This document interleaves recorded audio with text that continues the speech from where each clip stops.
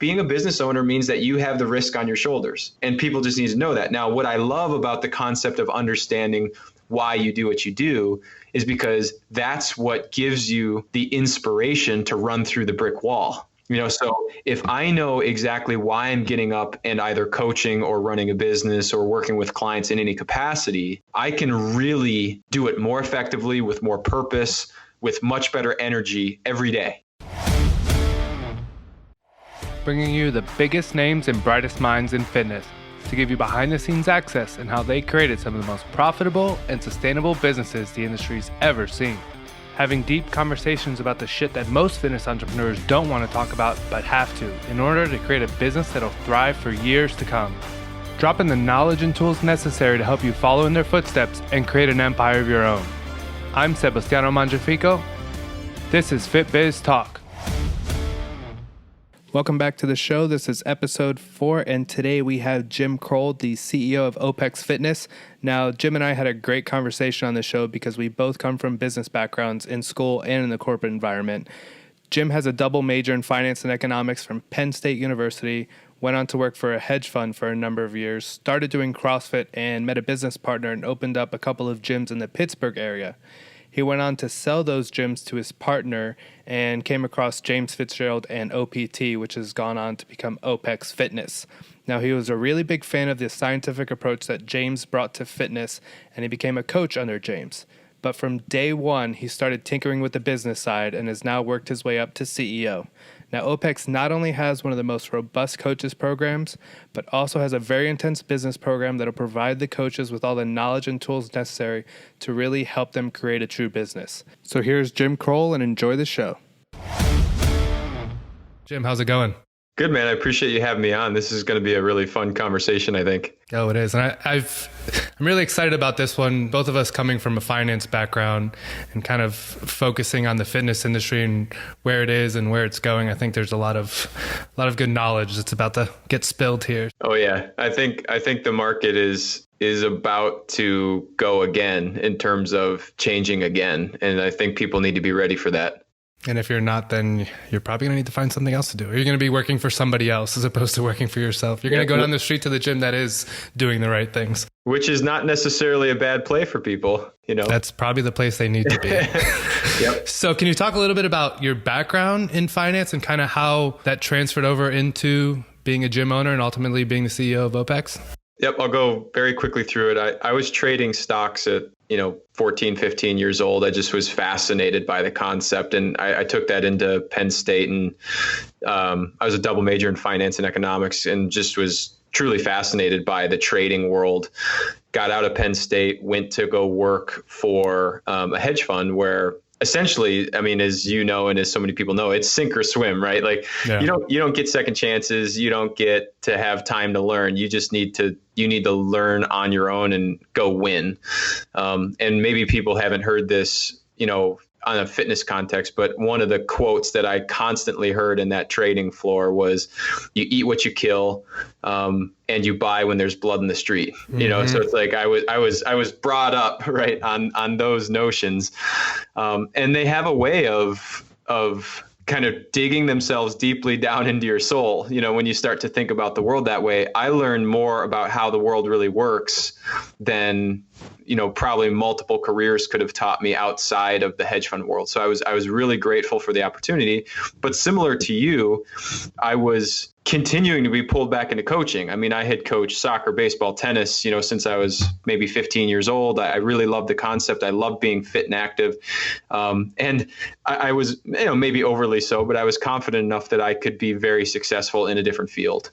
Mm-hmm. And so I started doing CrossFit back in late 2009 and 2010. And really fell in love with the concept. And I always use the term that CrossFit was like capitalism to me, right? It's like, I can go 48 hours, I can get my cert, I can be open, a week after that, and I'll figure it out, from that point forward. And I love that about CrossFit. I thought that was great. Now, obviously that led to some folks who maybe weren't paying attention to the business side or the training side, but I loved it, and it really worked out in the end for me. So my business partner and I moved up to Pittsburgh at that point. We opened opened up a gym, had really good early success with it, really captured a market there in the suburbs of Pittsburgh. A couple of years in, opened a second facility, had success with that. So we were at about 500 clients by the time I ended up selling to my business partner. But in that time, I got introduced to OPEX, which was OPT, or Optimum Performance Training back then, and James Fitzgerald, and really fell in love with this ongoing concept of really thinking about scientifically based training as well as longevity in training. And ultimately that no matter how you dig around, if you want to optimize training, it ultimately ends up individualized. Yes. Now, it doesn't mean that you can't do group or something, but if you want optimized, ultimately somebody has to get the program and the lifestyle and the nourishment and that they need. And I was a big fan of that. I thought that was a really impactful idea for people, not for a 6-month fitness experience, but for 60 years, right? Yeah. And so I was really drawn to that. They recruited me in. I actually started as a coach for OPEX, and we talked about this before we started recording, but within minutes of starting coaching for OPEX, I started tinkering on the business side because there were a lot of business systems that we needed to put in place. And I just found that I still had this huge love of the business end of fitness. And I wouldn't have been able to help OPEX as effectively had I been both coaching and running the business. So I really, I unfortunately had to offload my clients to other coaches who were great with them. But I ended up just working on the business side, kind of worked my way into it, ultimately ended up at the CEO role. And it's been a great experience thus far. But basically, people can think of OPEX as, essentially it's a personalized fitness coaching education platform. We teach coaches how to coach clients. We teach gym owners how to run individual design or personalized fitness coaching models. Do you attribute this to being, let's say, a new market that you guys have created? Or is it just like a niche? Or is it differentiated from what other people are offering? Well, it's really interesting where years ago, James was really kind of the first outside of CrossFit.com to really have a training blog, right? So James did Big Dog Training blog, back in 08, 09. I can't remember exactly the year they came out. And he sort of evolved that training blog into one-to-one remote coaching because he had such a demand for it. He had so many people wanting him to coach them very specifically. That ended up turning, they were kind of happening simultaneously, but he also had a bunch of people who were so intrigued by the way that he was programming that they wanted to be coached in how to coach, individual design. So that, created what is now called CCP, which is our coaching certificate program. That's been our flagship course for a number of years. And the way that we're different is we actually truly do personalized fitness. It's not a template. It's not some kind of bucketing, approach. It's you look at a client, you meet them where they are with an assessment and consultation. You program what they need in that moment for the longest fitness experience that they can have to reach their goals in and out of the gym. So that is coursing through everything that exists in OPEX. And there really was nothing out there like that. No. It was definitely the first of its kind. The Big Dogs blog was the first of its kind, as far as I know, the first of its kind. CCP was the first of its kind. Remote coaching online, it's like everybody's talking about this thing. It's so big now. James was doing it, God, I don't know how long ago, 10 years ago. And do you think that James saw this as kind of an opportunity from the beginning, or do you just think it was the outcome of events going from Big Dog going to the online training? I think that one of the things I respect a lot about James is that he's not let's call it like the economic capitalist, right? He wants to help coaches create careers. He wants to optimize people's training. That's what he wants. And so I think he wasn't necessarily looking to go scale this, to millions of people. He was looking to help coaches and help clients. And because he was in Calgary and there were thousands of people in the United States or in Europe and Australia who wanted his help, the online route became that place. And so it was more based off of a need for it in the market, and he filled the need with his expertise. And that's really not that different to what we're doing with OPEX gyms, right? Like, we're a coaching education company at heart. We really are good at educating coaches. And we have so many of them that wanted to learn how to do this in a brick and mortar model that we now teach them how to do that. And that's now called an OPEX gym, right? Like, do we expect to scale this thing to 15,000? No, not at all. You probably don't want to. No, that's just not the type of business that we are. It's not the offering that we want to put out to the world. And we do things when we see that it will help coaches and clients. And so obviously it's got to make economic sense, but we're not doing it because there's a lot of things that we could put in place tomorrow that would make the financials look sexier, right? Yeah. But we're doing it for 20, 30, 40, 50 years and to leave a big impact on fitness. And that's just directly attributed to James. So the natural progression for somebody is to come in and go through the CCP program and then get into, I believe it's called the Gym Accelerator program. Yeah, that's essentially, and we've always got stuff in the fire. So there's always stuff in the works. But essentially, the way that, and I'll just forecast a little bit, maybe fire some people up. But we have CCP, which is our flagship coaching program, that really helps people understand how to coach humans. All the different aspects that you would have to effectively coach somebody are in CCP. We also are creating at this moment, and it's starting to roll out now, essentially a programming track. We're highly known in the industry as understanding quality programming for clients. Now, programming, as you and I know, can mean freaking anything, right? Anything. So we've got these programming courses in person and digital that really can connect to somebody based exactly where they are. Then from there, they can go CCP or they can go CCP into these live or digital courses because it's additional touch points on them implementing how to program more effectively, which for our audience is what they want. Yeah. So you go from there, and then for the right gym owner, or somebody who wants to be a gym owner, whether they are or not, it's irrelevant. But for somebody who wants to be an OPEX gym owner, that now looks like our accelerator program and then what we call the launch calls and then ongoing mentoring, on the business end.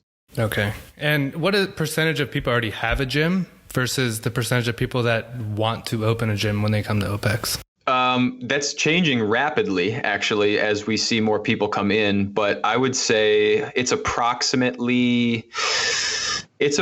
40 to 50% of people own gyms. The rest are generally coaches within either group training or an OPEX gym, or they're coaching online. Okay. We're getting a lot more interest from personal trainers, actually, just because we're personalized fitness, right? And so we've got a more scalable version of, personal training. And what type of weaknesses do you see that these people come to you with? I mean, most of them are probably burnout. They've probably been wearing these hats as gym owners for so long.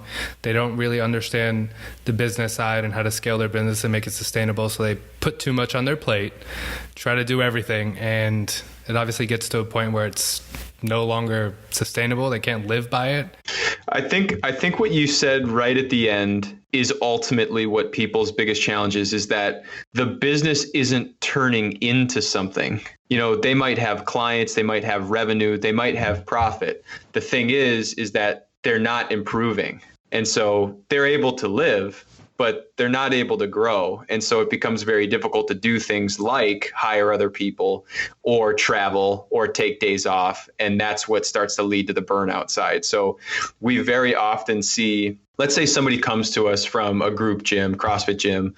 Very often what they want from us is to understand personalized fitness, and because they want to do some version of it inside of their gym. Now our OPEX gyms are only individual design, right? So it's like, we're not teaching people how to do group. Yeah. That's not our shtick, right? That wouldn't make any sense from a marketing standpoint. But we give people a lot of tools to go implement individual design. And then if you want to be an OPEX gym, obviously that's the full-on business. You run the gamut, right, of making sure that you understand how to implement our system very, very, very specifically. The pieces of it are certainly contained in CCP, but a lot of people kind of place that into where they feel most comfortable until they're ready, to take on an OPEX gym. Yeah, that makes a lot of sense. And, a lot of these gym owners start these gyms as more of a passion or a hobby, and they really never get that business side. And, what do you think? Are they reluctant because they just don't know? Are they just fearful of the unknown? I think it's a couple of things. I'll be very careful on how I say this. Hopefully nobody, stabs me in the heart, from afar. I think for a lot of gym owners or want to be gym owners, and I don't take that as a negative term, they don't actually want to do the work of a gym owner. They want to have the upside of being quote unquote free and making all this money that a great gym owner would make, but they actually don't want to sit and look at their accounting books, and they actually don't want to create Facebook ads, and they actually don't want to write blogs, and they don't want to track metrics, and they don't want to send out NPS scores to their clients, right? And if you couple that idea with a general lack of time, what we find is that these gym owners are going to prioritize what they're the most interested in, which for many of them is coaching. So they'll stay on the floor longer instead of doing their accounting.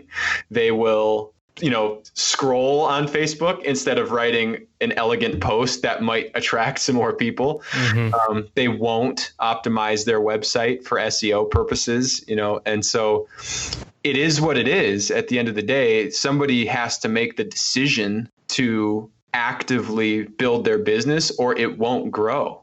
And I don't care if you've got a great brand behind you that puts clients through the door. You won't grow if you don't build the business. You won't grow if you don't build your coaching staff. You won't grow if you don't track what's working and what's not.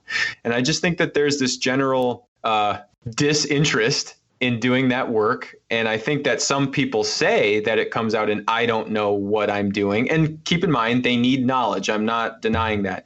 But I think that there is so much content out there that they could go get their hands on that they can learn it somewhat quickly if they're willing to then go implement it. Yeah.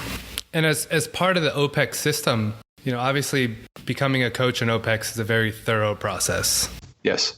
And then there's the whole business side of that also. Do you, I don't want to say force, but do you make those gym owners go through the whole business side in order to get the okay to open up a OPEX gym? Or can they easily just say, I'm a great coach, I'm going to go hire an accountant, I'm going to go hire a CFO, let's say, for my gym that's going to kind of manage all that for me?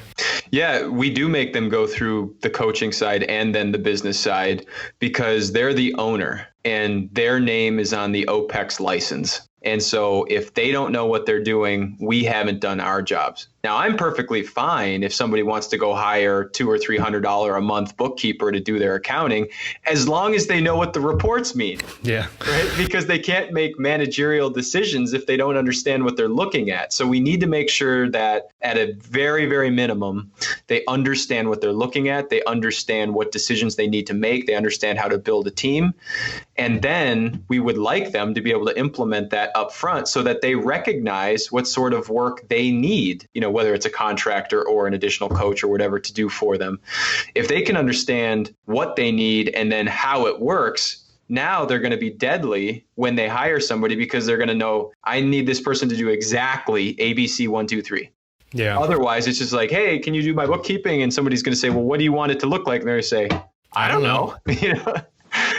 Just give me the statements. Yeah, just give me the answer. And then they're gonna get this accounting and they're gonna say, what does this mean? And they're gonna say, I'm a bookkeeper and that's what you hired me for. You didn't hire me for strategy. You didn't hire me to start financial planning and any analysis. And that's where I just go back to a lot of people that own gyms would be better off getting into a great coaching environment. Now, I'm not saying that there are millions of great coaching environments out there, but I think it's worth the question if somebody's a coach to say, do I want to do all this work? And specifically for an OPEX gym, right? Like our game that we're playing is ultimately willingness to pay, because we're going to have maybe 150 people in many of these gyms. We want them to be in 2,000, 2,500 square feet. We don't want them to be in 5,000 square feet. This model, you don't need that cost structure on the books. Mm-hmm. So we want them to be in smaller facilities and we want them to have such a premium service that they can increase willingness to pay over time and have higher price points because we want them to earn more per client per month. In fact, they need to earn more per client per month because they're spending a substantial amount of time on their clients. Not personal training amount of time, but it's a lot. And so, the moment that somebody does individual design and they write their first program and their first program takes them 75 minutes to write a week, they're like, holy shit. Now granted, we want our gyms to be able to write programs in sub 10, and most gym owners get to that point just by practicing. But if you write one program in 75 minutes And then you recognize that you got 100 other programs to write, which by the way, most of our coaches do not write 100 programs, but you start to say, oh my God, this is not going to work for me. So we want our model to be based on a premium model and build willingness to pay over time because of results, relationships, and fun is really our three big taglines, right? So if somebody does that, they can build that and grow it. And because it's personalized, and I mean really personalized, they can sustain that in a market that is consistently getting lower and lower price points on similar services. The better brands have higher price points, but those brands only exist for so long, right? In the fitness world, there's been no brand that's actually stood the test of 40 years, right? No, in terms doesn't of happen. Yeah, now we're kind of at the beginning point of a 100-year micro gym run, so we'll see kind of what happens. But it's going to take a lot for these brands to really stay new and exciting and relevant if they're selling bright colors and whatever as their main attraction. They will have to lower prices over time unless they continuously reinvent themselves. I don't want to say OPEX is in its infancy, but you're playing the long game, and I would just say you're really at the beginning of that long game. Would you agree? Definitely, yes. And that might be difficult to explain to some coaches. So how do you keep them motivated, or how do you keep them in that program that, hey, I'm going to stay here because I know you're building a really good foundation that will help me in the long run, as opposed to just worrying about, I need money now, or why isn't this growing as fast as I want it to grow? I think one of the most important things that we try to do is set the right expectation up front. So when somebody comes into an OPEX gym, actually, I tell you a story. We were just in London teaching a course. James and I and Megan Sweet were over there. And when I had my conversation with these people who wanted to be gym owners, like, it seems like I'm just bashing on our model, right? Because I want the people who are truly aligned with what we're building to step forward. And it's not me trying to do some sort of like, hey, I'm going to challenge these guys and, the tough ones are going to step forward. It's like, no, I want them to recognize that OPEX is not a universally understood brand yet. It's going to take a while for that to happen. And I want them to know that what they get from us is much more akin to ongoing education with now assets and social, help and web support. So that's what they get. What am I not promising them? I'm not promising them that they get leads that walk through the door. I'm not promising them that people are just going to stay because a gym is up and running. It's like, no, they need to be gym owners. So we want to find great coaches who are gym owners first and great coaches second. And I'm not putting the coach on a sub rung of the pedestal. I'm just saying, if somebody doesn't want to be a gym owner, this is not a good model for them. Now, I would say that no gym is a good model for somebody who doesn't want to be a gym owner, but I'm really honest with our people, because if they can't align to that, then it's not going to work for them. Like you're saying, you said it really effectively. It's like 2 years down the road, they're going to be like, I just don't quite see what the play here is. And don't get me wrong, we've had a couple people like that, our own fault, right? Like we either set the wrong expectation or didn't deliver somewhere. But in general, we want to have people who are truly aligned to that big picture for individual design, for longevity for clients and coaches. And if we get that, we'll be in a good spot. And going through a lot of the resources you have, I came across this business of coaching and the 5 M's approach, which meaning, model, market, management, and money. So I think it looks really appealing, because it really makes you take a step back in terms of, a lot of people get into this again as a hobby or a passion because they're infatuated with the idea of coaching, but truly don't know what their vision is or why they're actually doing it. Like, they just don't know why.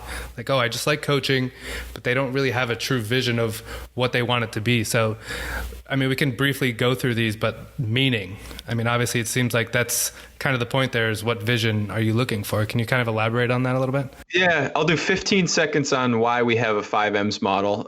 I did my MBA at North Carolina, and a great venture capital course that I took used a 5Ms approach to essentially try and evaluate a startup company. And I liked the concept because it was so simple. Like, nobody will ever, like, anybody listening to this call, it's like, oh yeah, 5Ms. It's like they're not going to forget that. Yeah. And if I can get them to remember something simple, they can then start to extrapolate out, okay, meaning, okay, market, model, manage. Okay, so like they can start to get through it. And then it's like, oh, meaning. Okay, now I can have some conversation points about what meaning really means. So the idea was to have an entire framework around how to view business from a principled standpoint. That's why the 5Ms model exists in our business content. If we go to meaning, I want to be so careful with, find your why and everything, because I think that it's very possible that this is getting massively overplayed right now, where it's like everybody just wants to be fulfilled and just lovey-dovey 24/7. It's like, hey, as long as you're doing it for like what matters for you, it'll be all good. I'm like, fuck that. It's not only about that. You have to execute. You have to run through fire sometimes. You've got to hit your head off of a brick wall. Like owning a business, I don't care if it's going really well or really poorly, is hard. And people need to recognize that. And I'm not saying that it's so complex. I'm just saying like being a business owner means that you have the risk on your shoulders, and people just need to know that. Now, what I love about the concept of understanding why you do what you do is because that's what gives you the inspiration to run through the brick wall. So if I know exactly why I'm getting up and either coaching or running a business or working with clients in any capacity, I can really do it more effectively, with more purpose, with much better energy every day. I'm a big believer that we only have so much willpower, and, resilience to me is kind of like saying, how much will I exhibit that willpower physically and mentally? But once you reach the certain point, you're out. Yeah, right? There's no more. Right. I think that too many people think, well, I can just keep going hard and going hard. It's like, no, you're going to slip at some point. You're going to slip somewhere. This meaning gives you a less friction way of using willpower in difficult times. And on the very flip side of it, it gives you a very clear picture of what you want to build. So if I know where I want to go and I'm really inspired to get there, that is at least the starting point for a great runway of building a business. Now, that doesn't get me anywhere, just that by itself, but at least gives me a starting point. And one point on vision, right? I'm also a believer that the farther out you go, the more gray the vision is, right? Like you can't say that in 12 and a half years, I'm going to be making $17.42 an hour. It's like, that's so ridiculous that it just doesn't work. But I love the idea of saying, here's where I'm going to be in 1 year. And here's a little bit more gray, but the big purpose of where I'm going in 2. And what I want to give to the world might be my 5 or 10 year vision, right? But it's not going to be the exact way the company runs. There's just no way to understand those things, but it gives you the starting point for milestones that you can build. And it really gives you the starting point for staying focused, that you have this purpose in your business life that you're bringing. So let's go to James Fitzgerald. He wants to create long-term, successful, fulfilling coaches' careers. That's what he wants, right? And so what we're putting together, like our vision, is that we deliver that. What does that mean? Well, I don't know. Ask me at the start of every quarter. Yeah. Because it's going to look a little bit different depending on what's happening in the market, with the economy, if it's good or bad. All those things factor in to this conversation, but the meaning gives you a great kind of compass with which direction to generally flow. And definitely. And then having that meaning obviously transfers into kind of the model you set up for your business. So how do you help these gym owners and coaches kind of define what their model is? I try to simplify it down to 2 key questions. Essentially, are you running a niche or call it wide model, where you're either very specifically going after a target demographic and psychographic client, or you're going after everybody? And in the micro gym world, you and I talked about this briefly before we started, you're going after a niche market. I'm here to tell you folks that you're going after a niche market. Yeah. If you're trying to go after 10 markets, that's 9 too many. And I think that gym owners, they need to hear that, because what they're worried about is potentially missing a client who might come into their gym because they've weeded them out based on this one target market. It just doesn't work that way. Like, you have to be specific about who you want to come in. You're more likely to get the derivative clients if you are clear, as opposed to getting more clients when you're unclear? So that's a really big, important, question that people have to understand.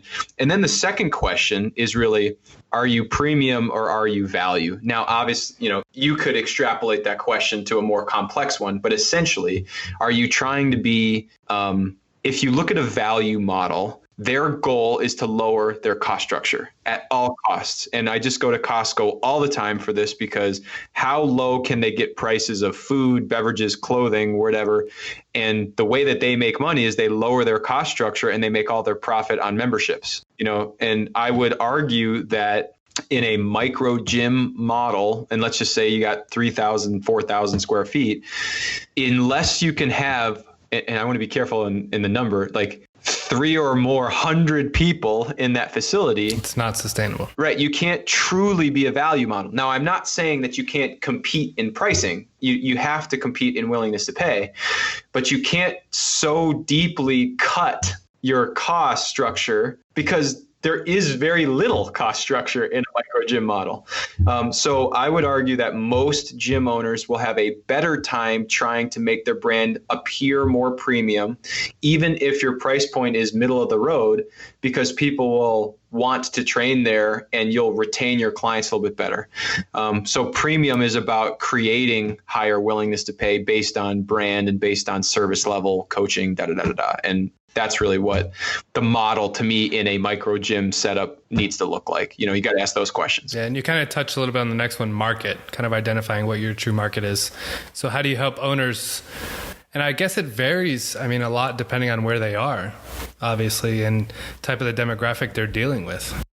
Well, and here's where meaning is important again, because part of somebody's target market has to be clients that they want to work with. So if it you can't just come in and say, okay, I'm a bro sesh type of a guy, and I'm going to go work with 85-year-old people who can barely walk. It's like, that shit doesn't work. Yeah, it's not going to work. You know what I mean? Like, it just doesn't work. Now, you might have a couple people and you can use them for all your success stories and be really excited about it.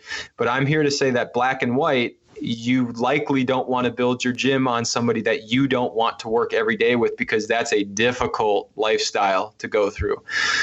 So your target market starts from your meaning, and then you have to do research to understand who's really in your area and how many of those people are around you. Like, you have to have a big enough market that you can address, and then you've got to break it down into the subcategory of who am I the best fit for, who's the best fit for me, and can I actually go get them?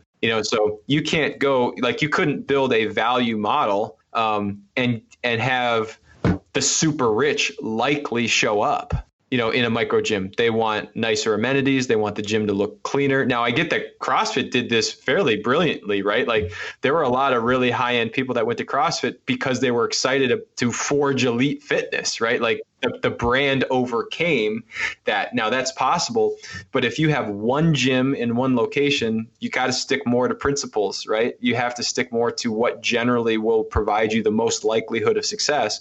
And that's kind of based, you just go back to it and you say meaning and model. It's like those have to align to then create the right target market that needs to be researched.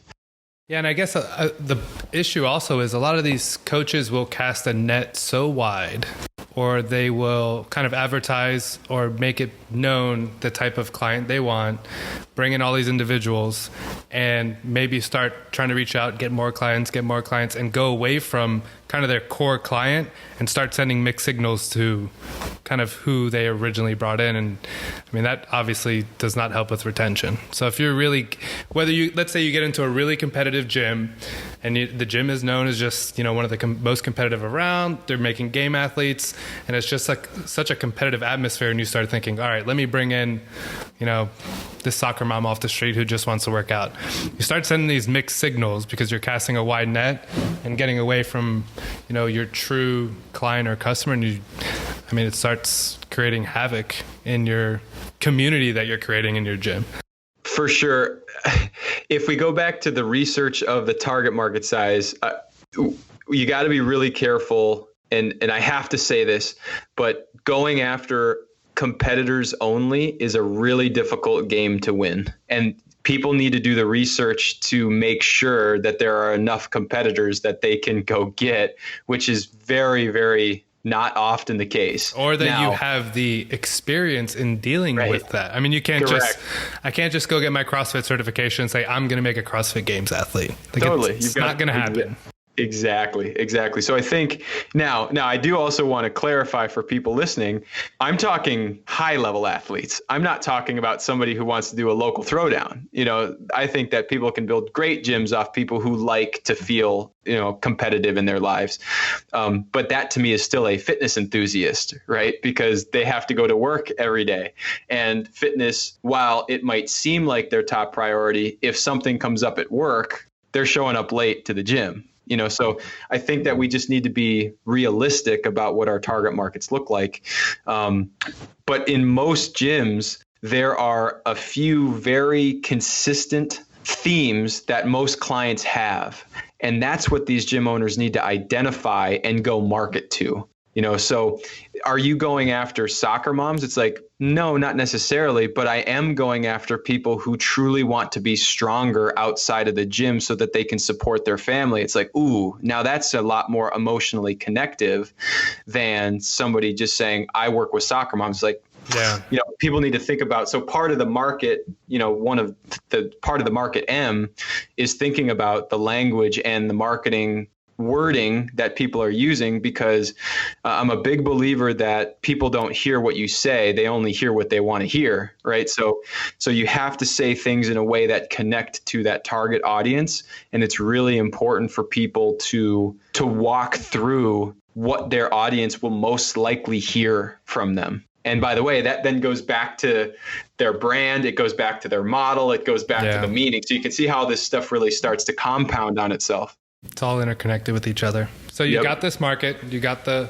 individuals you're looking for. Now we're on to management. So what type of management principles do you pass on?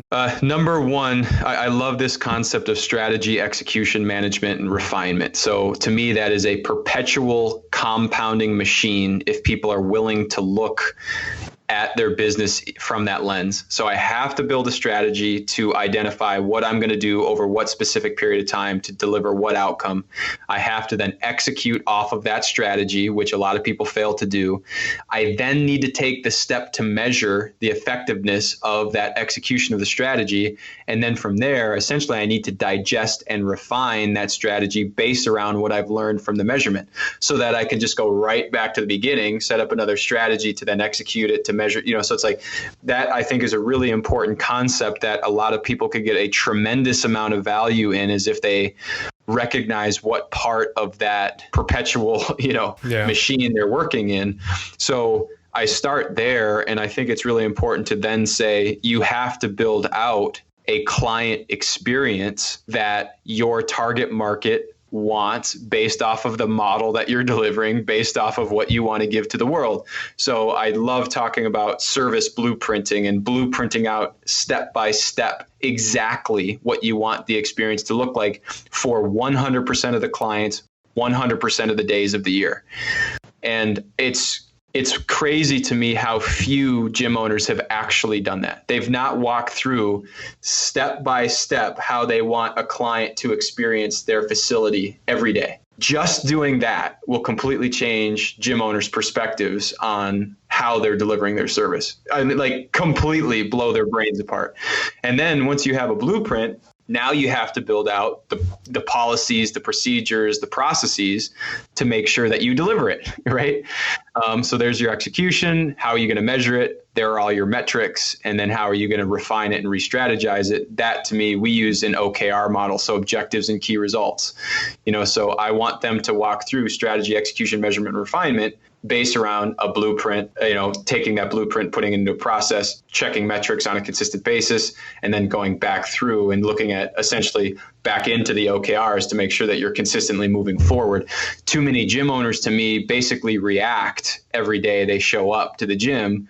They never implement a longer term strategy, and they wonder why they aren't able to consistently grow their gym after they get to 60 or 80 or 100 clients. So I'm not trying to take anything away from somebody who gets to 60 clients. It's that isn't enough. Yeah. You know what I mean? Like you have to go from 60 to 160, if you do that, and for an OPEX gym, right? Like we want 125 to 150 at the right price point in the right size facility. That works for us. For a CrossFit gym, perhaps maybe you got 300 in a facility. It just depends on how big it is. But if you've got 300 people, you better do a customer experience blueprint, because that shit's going to be crazy. It's a lot of conflicting ideas, people just come up with every single thing to complain about. Oh, for sure. And think about this, right? Like I would argue, and I don't know how long it would increase it, but I would argue that just doing a customer experience blueprint would probably increase retention by 3 months for every client across the board. Every client. Now, obviously, they have to deliver on that customer experience, right? Like they can't just say, this is what we want it to be, and then throw their hands up. But imagine 300 clients, even if it was $100 a month times 3 additional months. And now you're telling me that changes somebody's entire year of revenue, right? Like it changes an entire year of revenue. So let's drop it down to a gym owner who may not be making quite enough money. Let's say they've got 100 clients. And then they're charging $100 a month, right? So $10,000 in revenue, but they get 3 additional months out of every single client. Now they're growing their client base as opposed to churning out people on a monthly basis. Like it's a game changer to retain people longer. Yeah. So people just need to look at it from that perspective, I think. And that's kind of hard to get that mentality to shift from that. I got to imagine it's just difficult to get out of a coach or a gym owner. Well, let's go back to one of your first questions. They don't actually often want to do that work. It's like, how can you have a better facility? Do a blueprint. I don't want to do a blueprint. Well, then continue having a bullshit facility. Or just go be a coach somewhere. Right. Yeah. It's like, I don't care, right? It's like, I got no skin in your game, but I can tell you how to do better if you want to. Which takes us on to the next one. So money, obviously the most important, because without it, you really don't have anything. You just have a lot of good ideas. So, I looked in there and the resources talk about financial statements, and I'm just curious, of all the coaches you get, how many have actually looked at a financial statement, earned income, balance sheet, cash flow? It's not very many. I don't know the exact number, but it's small. Even after we teach them, and I mean, in CCP, we're teaching basic stuff, right? Like, this is not what you were doing for a living, right? Yeah. Back in corporate finance days. We try to teach them the baseline. This is what accounting is. Here's why it's important. Here's essentially what the outcome of that accounting looks like, i.e. financial reporting. And here's how you can read it. And here's approximately what you might want to look for in it. Now, obviously, when we go into the OPEX gyms education, we dig much farther into accounting. We give, Google Sheets and stuff like that to work through with people. We walk through, QuickBooks and blah, blah, blah, blah, blah, to get people set up. Because now you're dealing with depreciating assets, and there's a lot more that comes with the gym side. Yeah, exactly. But in my opinion, if a coach isn't thinking about their coaching practice as a business, then it's a hobby, and it's not wrong to be a hobby at all, but at least be realistic and clear with yourself that it's a hobby. Because if you aren't, you might think that you should have better results than you deserve. It's like, if you're treating it as a hobby, if you don't know how much money you're making, go fuck yourself if you think that you're going to grow that number forever. Yeah. I get that it can grow. I understand that. And, all the power to you. But the second that a recession hits and you don't have enough cash to pay something, you're dead. And for years, a lot of people just grew on the back of the CrossFit name in the CrossFit industry. Totally. And now as it plateaus and somewhat declines, people are looking around saying, shit, what do I do now? Well, that's why you're seeing all the marketing and the business experts pop up in a huge way, because people need them, right? It's like, it's just a demand in the market. It's like, hey, there's this hole, somebody needs to fill it. Well, welcome 100 different business professionals, to tell you how to do this stuff. And by the way, some of them are great at what they do, but gym owners have to be willing to look at it and implement it if they want it to be effective. Yeah. It's easy for a business coach to come in and tell you, here's what you did wrong. In terms of consulting, yep. You could absolutely tear apart someone's business. Here's what you did wrong. Here's what you need to do. They get paid. They walk out of the door. Are you going to put it in place? Exactly. And that's the keys to the kingdom. What are you going to do with it now? And by the way, I don't consider that to be the business professional's fault, right? No, like they did their job. Right. I just think that a gym owner, they have to realize that it's a business, right? Like you have to market, you have to sell people, you have to retain them, you have to understand what your financials are, you have to set up metrics to understand how to improve your business. Like, and if you don't want to do that, that's cool, but it'll be tough to grow. Yeah. And getting into a little bit deeper into the finance side. So what like key financial metrics do you kind of show these owners and coaches? Yep. So we've got essentially, I'll kind of maintain the hierarchy, the specific hierarchy, for OPEX gyms, because that's that's something that's really important that OPEX gyms get. But essentially, we want them to understand a few key ones. And so they need to understand if they're profitable or not. And most of these gym owners are running cash businesses, right? Like there are very few businesses running accrual-based accounting. Yeah. We don't need to go down that rabbit hole right now, but it's generally cash. So I'm less worried about the cash flow statement because their P&L is essentially, did you make cash or not? Yeah. And I want them to understand the balance sheet, to understand, if there are debts that are coming due that need to get paid, what kind of assets do they or don't they have? Have they built any equity in the company? Yes or no? So essentially, I want them to understand profit. I also want them to understand revenue on a monthly basis because they have to grow both. And I want them to think about it, from a margin standpoint, if those are growing effectively, right? And obviously being at a different life cycle, starting a gym, your profit really isn't going to be there for a while. And typically being in an OPEX gym, obviously it depends on your area, but what's the break even look like in terms of the expense that people are putting into these? Yeah, including OPEX fees, I generally tell people that you want to have access to, let's call it 60 to 80 grand to open up an OPEX gym. Okay. That would include getting it built out. It would also include what we would like to be, a 4 to 6 month runway in case stuff goes bad. Now, hopefully that doesn't happen.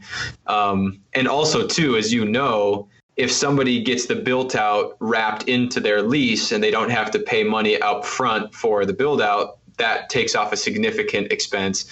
And if they finance the equipment, that takes off a significant initial expense. So if you don't have those two expenses up front, you can theoretically open a gym for like $20,000, maybe less, so it really is based off of what risk structure these gym owners want. I've got no issue whatsoever if somebody wants to finance their equipment, as long as they've got the ability to pay it down over time. But generally 60 to 80 gives somebody a pretty nice runway and gives them options on how they want to get this thing set up. And then that pays for all of the supplies and, anything marketing wise, gets the website spun up, gets them through OPEX, all that stuff. More OPEX gyms are coming on the map. I mean, what's your year-over-year growth look like in terms of actual OPEX gyms? So we're sitting around 65 right now. I'd love to say in the next year, we probably add, like 20, 25 more gyms. And we have purposely slowed down the number of gyms that we're bringing in because we really want to bring in, let's call them flagship facilities that are truly the epitome of what we want individual design to look like. So I would say that's probably about what we're wanting to do. And, if it's more, it's more, but we want to bring in the right folks. The awareness of OPEX is obviously increasing over time. Do you notice that the customer acquisition costs that these owners are facing are going down as the awareness of the brand continues to increase or as more gyms are coming on? Generally, yes, but I want to be honest here and say that that's depending a lot on the individual gyms. So there are some gyms that have implemented some pretty simple SEO stuff and they're crushing leads, with the right structure on, an SEO landing page and website. There are some gyms that are so good at networking that is really a time cost as opposed to a dollar cost for bringing people in. There are some people, by the way, who aren't doing those things and they're struggling to grow as fast as they want, right? So it's like, I'm not going to sit here and say that we don't have challenges in our model. Of course we do, but I think what we're seeing that's most effective is the right SEO into the websites, the right brand image, not only from OPEX HQ, but also from the gym owner. So just crisp and high end images, et cetera, and smart conversations to the right target market. And then in-person conversations, networking, relationship building is massively critical. Massively critical. I mean, relationships are the business. Right. I mean, if you can't build and sustain a relationship, then you shouldn't be a coach. Yeah, and a lot of gym owners, because we're in a digital age right now, they think that everything's coming through Facebook. It's like, guys, you got to get off this concept. I like, generally speaking, at this point, and by the way, my business partner and I, when we were running CrossFit, we were spending $2,000 to $3,000 a month in 2011 on Facebook. So it's like, for a local gym to be spending that much 8 years ago on Facebook, like, we were ahead of the game and we were crushing it. But we even saw that was diminishing as more and more people got on. There was more ad fatigue. So in general, what I find for many local gyms is that, your social media ads are great for, approximately traffic, right? But like, you're probably not going to get great conversions directly on one ad. Not only are you going to have to retarget multiple ads, but you're probably going to have to send them to a really effective landing page with video, to then send them to the next step. It's like these are truly funnels that you're going to have to create to get people to sign up for whatever offer you've got on the backside. So it's not as simple as one ad equals client. That's not going to work for people. It's got to be more substantive than that. Nice. So to kind of sum this up, I got two quick questions, more of rapid fire questions. Let's say you and James are struggling with a strategy, or kind of you're just stuck in some enigma with the business of OPEX, and you have one get out of business jail free call. Who are you calling? Wow, that's such a good question. I think, to be honest with you, no joke, I know this might sound corny, I'd call my dad. He was a 33-year Ford Motor Company guy. I would call somebody I know because it would immediately be a better conversation. I know that this is like a fantasy question, but I would have to go with somebody that I know and trust. And I trust that he not only would have my best interest and the company's best interest at heart, but he has the knowledge to help me figure out what the answer is. So if one of the other people I was thinking of was somebody like a Ray Dalio, from Bridgewater. And while he's stupidly smart, right, he may not have the right insights on the fitness business. So he'd have to help me understand how I would go find the answer, because that will be where the best strategy lies. And so I think he wouldn't know exactly, in dealing with you, which buttons to hit to get you to arrive to the answer. Yeah, exactly. So I'd pick my dad. So let's say John from South Carolina, gym owner, struggling to create a sustainable business, gets asked the same question, and he says, I'm calling Jim from OPEX. I've kind of followed him over the years and seen his path and where he is now with OPEX. What kind of knowledge are you going to give him, and advice would you give him? I want to start on the why side. So I do want to start on, why they're doing what they're doing, because that actually gives me a lot of information as to how I go about the rest of the conversation. So if they have no idea how to answer it, it's like, I can't start talking about some deep strategy, right? It would be way too far advanced for the conversation. I need to meet them where they are. And so I ask the why question first, and then I ask them metric-based questions. And what's really interesting is that most of these gym owners that I get on a call with at some point, or I meet at some event or whatever, I ask them simple metrics and they don't have the answers. I'm like, figure out the metrics and I'll have my second conversation with you then. And the reason I do that is because, one, the meaning part helps me understand where to realistically go. The metrics part will define if they will execute for me to be interested in the next conversation. And I think there's a lot of points there that, you're looking at the first and last, let's say, the meaning of why and the metrics are the outcomes. And those two really tell you a story that you can kind of fill in the rest. Exactly. So it's like, hey, if you know your profit, your revenue, if you know how many, client requests for sales, you're getting a month, if you have an understanding of, what your website's getting, it's like, okay, I'll figure out where the break in that chain is. And that's where we'll drill down. If you can't retain a client, we're starting there 100% of the time. Yeah. You know what I mean? Like, you have a fundamental issue if you can't retain the client. Because it costs you way too damn much to bring in all these other clients. Just fucking keep the ones you got, you know? So I think that I would do that. And that's such a great point. I hadn't really thought about like the whole, you know, lineup that way. But if somebody can start there, we can figure out what questions to ask to get them to where they need to go to get serious value out of the conversation. And if they aren't willing to go get the metrics, then I don't have to waste my time on the first conversation. Yeah. Boom. And there it is. Yep. All right, Jim, thank you very much. I really appreciate you coming on FitBiz Talk. Best of luck going forward with OPEX Gyms. Thanks. I really appreciate it. This was fun. Thank you for listening to the show. I really hope you enjoyed that conversation with Jim Crowell from OPEX Fitness. If you want to reach out to Jim and see what he's working on, you can find him on Instagram at CrowellJim, CrowellJim, or at OPEX Fitness, OPEX Fitness. Once again, if you enjoyed the show, please leave us a review or subscribe to the podcast. Next week, we have Danny Lear coming from Caffeine and Kilos. See you next time.